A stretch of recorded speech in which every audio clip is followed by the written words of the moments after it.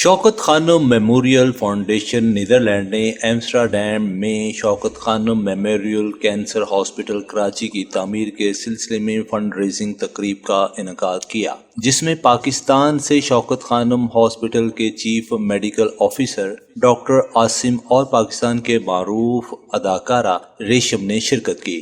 Comparing کے فرائض غلام حسین کیانی نے ادا کیے۔ تقریب سے ڈاکٹر عاصم اور اداکارہ ریشم نے خطاب کیا اور کینسر کے مریضوں کے علاج، معالجے اور سہولیتوں کا ذکر کرتے ہوئے کہا کہ بین الاقوامی اداروں نے بھی ہاسپٹل کی کارکردگی کو سراہا ہے۔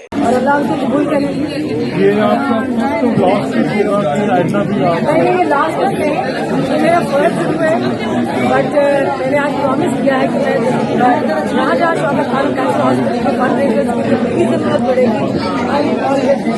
الحمدللہ آپ موجود ہیں یہاں پہ، آپ نے دیکھا ہے کہ ہالینڈ میں بسنے والے پاکستان نے رسپونڈ کیا ہے۔ میں سمجھتا ہوں کہ یہ شوکت خانم کی کریڈیبلٹی ہے اس ادارے کی کہ جس طریقے سے لوگ جو ہے وہ اس کو کریڈیبل ہے۔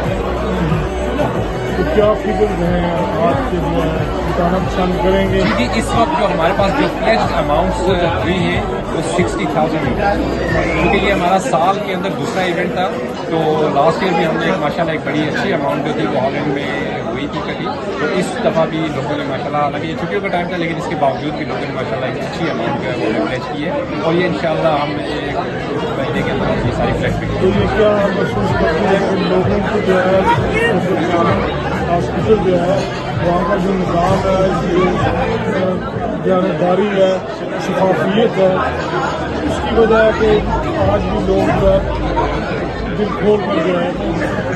جی ایگزیکٹلی ایسا ہی ہے، کیونکہ جو ادارہ جو ہے اس نے اپنی پرفارمنس سے، اس نے اپنی پروگرس سے جو ہے لوگوں کو جو ہے وہ اعتماد جیتا ہے کہ جس طریقے سے انہوں نے ایک سسٹم بنا دیا ہے، اس سسٹم سے لوگ بڑے متاثر ہیں۔ پتہ ہے کہ وہ جو پیسہ جو ہے وہ شوکت خانم کو ڈونیٹ کر رہے ہیں وہ بالکل ایک پراپر طریقے سے، پراپر سسٹم سے جو ہے وہ نادار اور غریب جو مریض ہیں۔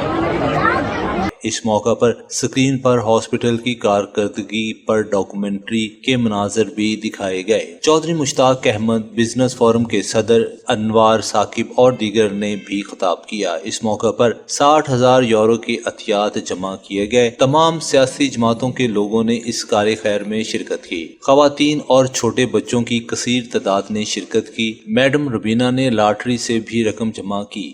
نیدرلینڈ میں رہنے والے پاکستانیوں نے بڑے جذبے سے اس کار خیر میں حصہ لیا۔ شوکت خانم کے میڈیکل آفیسر ڈاکٹر عاصم نے شرکاء کے سوالات کے جوابات بھی دیے۔ کیمرہ مین کاشف انصاری کے ساتھ راجہ فاروق حیدر، INA نیوز، نیدرلینڈ۔